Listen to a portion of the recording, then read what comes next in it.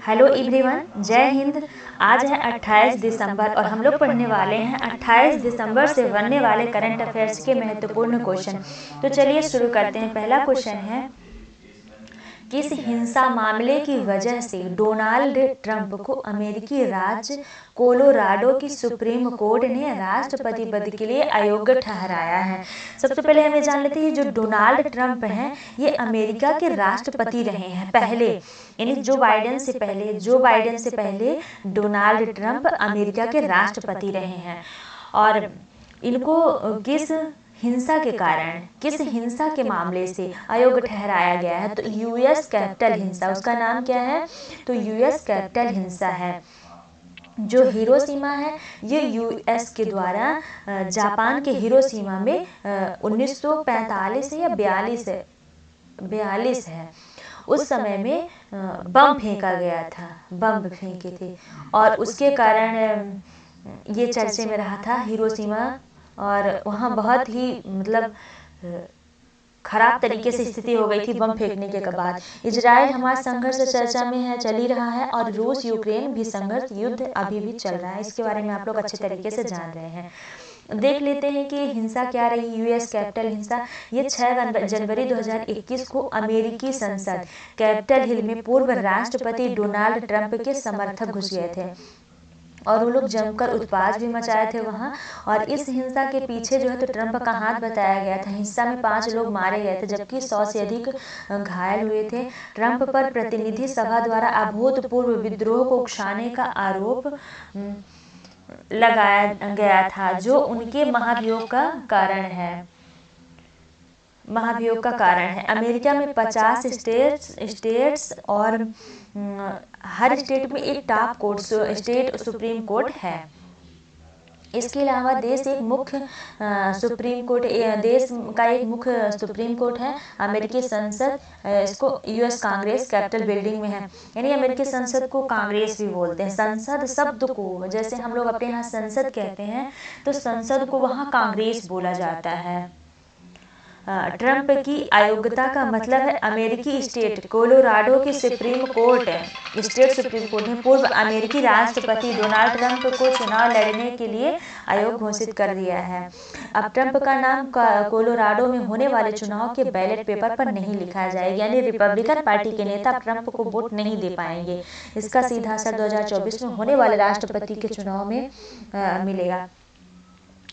अगला क्वेश्चन है, इसमें इतना हमको डिटेल देखने की जरूरत नहीं, पूरा डिटेल पढ़ने की जरूरत नहीं है, थोड़ी सी समझ के रूप में 1-2 बार पढ़ लेना है और इसको 1 लाइनर फॉर्मेट में ही हमको क्वेश्चन को याद रखना है। अगला क्वेश्चन है, किस शहर में जनवरी 2024 में प्रस्तावित क्वाड शिखर, ये क्वाड है, इस तरीके से दिख रहा है, यहाँ क्वाड है, क्वाड शिखर सम्मेलन को स्थगित कर दिया? तो इसका राइट आंसर है नई दिल्ली। नई दिल्ली क्या है? तो भारत की राजधानी। यहाँ पर G20, SCO और कई सारे सम्मेलनों का आयोजन किया गया, जो कि आप लोग कमेंट में बताइएगा।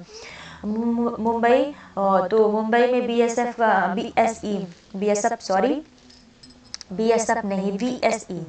BSE का मतलब होता है बॉम्बे स्टॉक एक्सचेंज होता है, और BSF का होता है बॉर्डर सिक्योरिटी फोर्स। एक शब्द से दूसरी तरफ हो जाता है। तो BSE का मुख्यालय है, गेटवे ऑफ इंडिया है मुंबई में। बेंगलुरु इसरो का मुख्यालय है, और हैदराबाद तेलंगाना की राजधानी, आप सब नोट करिएगा। अगले हाल ही में भारत ने किस क्षेत्र में अपने पहले शीतकालीन वैज्ञानिक अभियान की शुरुआत की है? तो इसका राइट आंसर है आर्कटिक क्षेत्र में। कहाँ शुरुआत की है इसकी? तो आर्कटिक क्षेत्र में शुरुआत की। ये जो क्वेश्चन है तो ये 1 लाइनर फॉर्मेट में ही आप याद रखिएगा, क्योंकि देखिए स्थगित हो गया है तो ये फिर से आयोजित होगा, तो इसलिए इसको आप लोग संक्षिप्त रूप में ही याद रखिएगा। इसरो का मुख्यालय पूरा ही लिख देते हैं, BSE का मुख्यालय।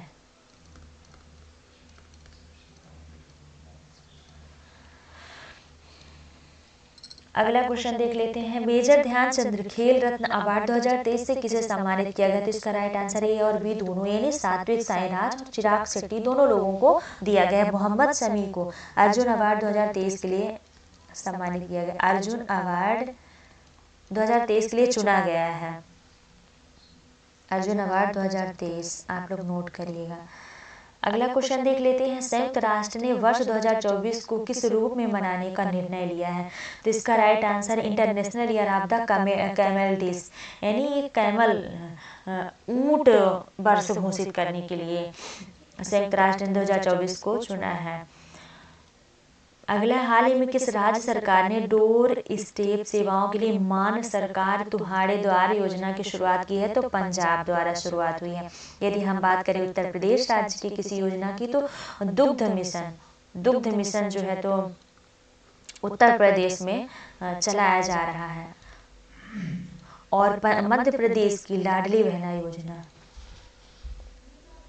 लाडली बहना योजना,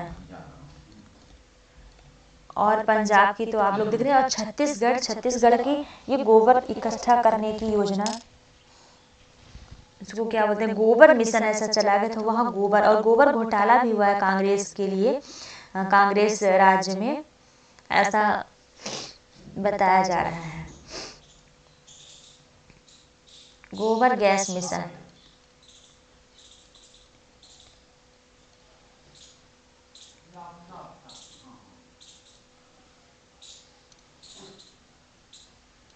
गोबर गैस मिशन।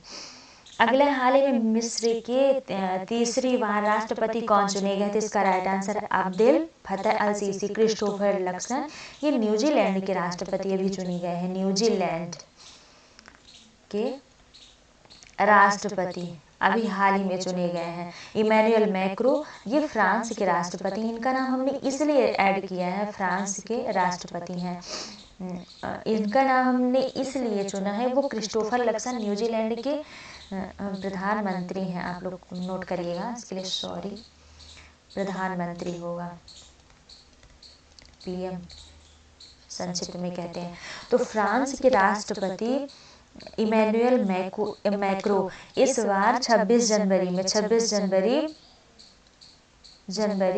2024 में मुख्य अतिथि हो गए यहाँ के। और डोनाल्ड ट्रंप को इसलिए मैंने लिखा है कि ये अब चुनाव नहीं लड़ पाएंगे,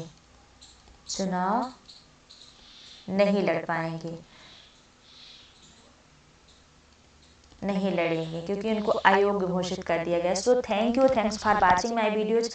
आशा है कि वीडियो आपके लिए काफ़ी हेल्पफुल होगी और आप वीडियो को पूरा जरूर देखेंगे। Thank you.